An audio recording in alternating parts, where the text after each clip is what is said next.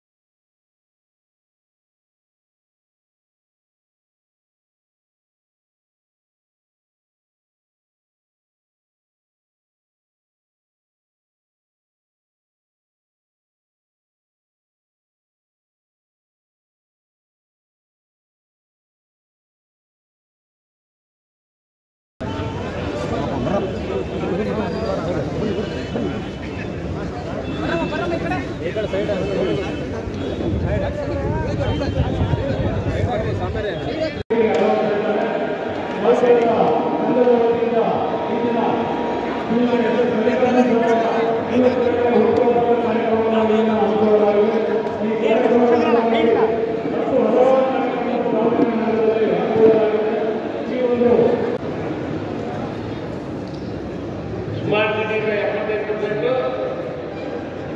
ಅಲ್ಲ 75 ಕೋಟಿ 90 ಕೋಟಿ 30 ಕೋಟಿ ಆ ಒಂದು ಯೋಜನೆಯನ್ನು ಮಾಡಿ ನಾವು 50 ಕೋಟಿ ಒಟ್ಟಿಗೆ ಕಂಪ್ಲೀಟ್ ಮಾಡಿ ಪುಣ್ಯಾತ್ಮರು ಯಾಕಂದ್ರೆ ಅಲ್ಲಿಂದ ನೆಟ್ವರ್ಕ್ ಕಾಣಲ್ಲ, ಜೊತೆಗೆ ಹೋಗೋಕೆ ಕಾಣಲ್ಲ. ಆದರೆ ಸ್ವಲ್ಪ ಕೆಲಸವನ್ನು ನೀಡಬೇಕಾಗಿದೆ, ಇಲ್ಲಿ ಕಳಪೆ ಕಾಮಗಾರಿ ಕೂಡ ಆಗ್ತಾಗಿದೆ. ಆದರೂ ಈಗ ನಮ್ಮ ಜನತೆ ಇದನ್ನು ಉಪಯೋಗ ಪಡೆದುಕೊಂಡು ಒಳ್ಳೆ ರೀತಿಯಿಂದ ನಮ್ಮ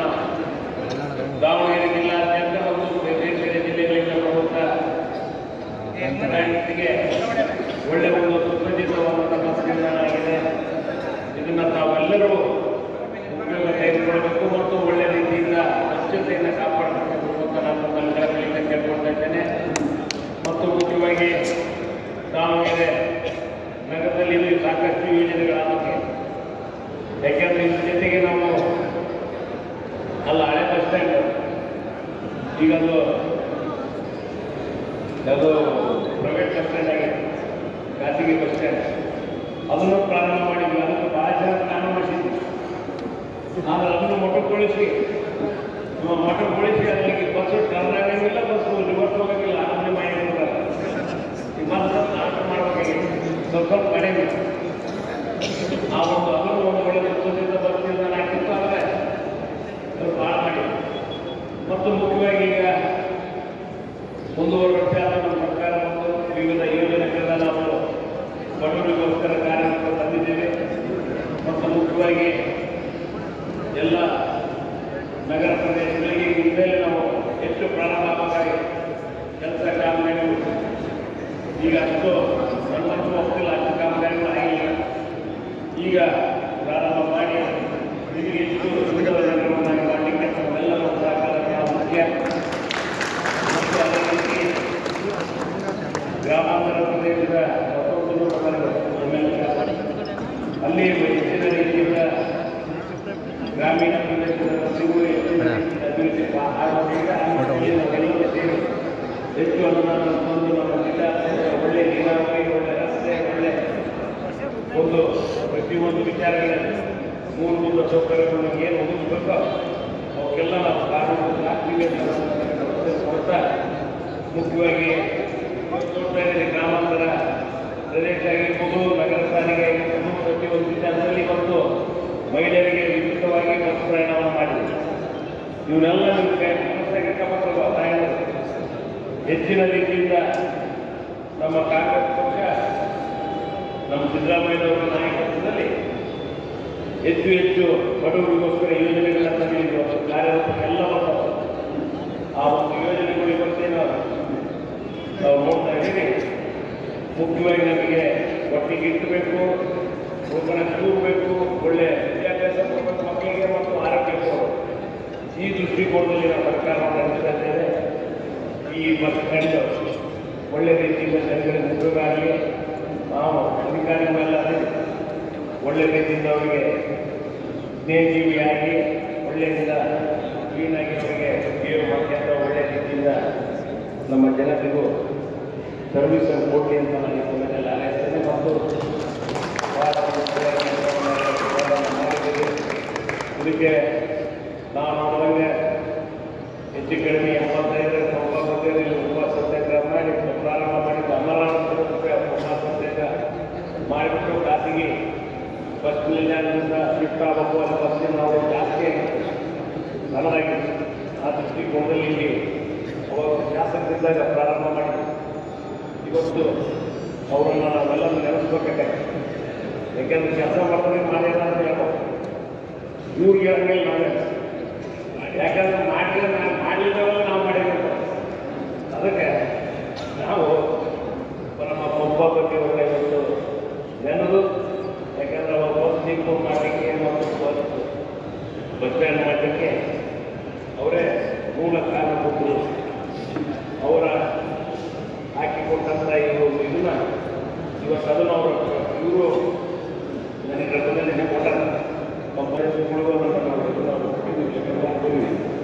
ಅದಾದಷ್ಟು ಬೇಗನೆ ಆಗಲಿ ಅಂತ ನಾನು ಹಾರೈಸ್ತಾ ಭಾಳ ಇದೆ ಒಂದು ವಿಶ್ವಾಸ ಸದಾ ಇರಲಿ ಅಂತ ನಾನು ಈ ಸಮಯದಲ್ಲಿ ಹೇಳಬಯಸ್ತಾ ನನ್ನ